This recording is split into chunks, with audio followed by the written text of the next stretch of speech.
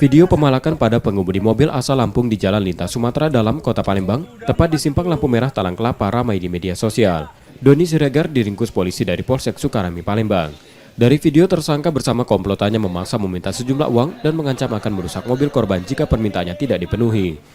Namun tersangka diburu polisi setelah laporan dari warga yang kehilangan handphone yang dicuri tersangka dari warung korban. Tersangka beraksi beberapa hari setelah melakukan pemalakan bersama satu temannya yang masih dalam pengejaran. Tersangka mencuri dengan merusak atap warung korban dan mengambil handphone.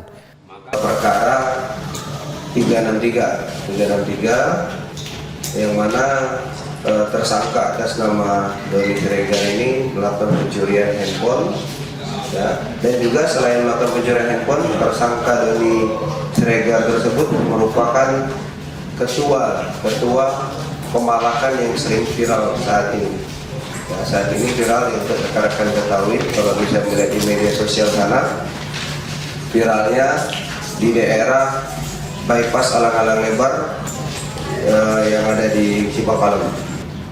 Untuk kronologisnya, dia mengambil handphone secara diam-diam, terus dijualkannya ke daerah Agabuntu. Tersangka masih diperiksa dan ditahan di Polsek Sukarami, Palembang untuk proses hukumnya dan terancam hukuman di atas 5 tahun penjara. Rizky Oktora, Muklas Diferensial, Kompas TV, Palembang, Sumatera Selatan.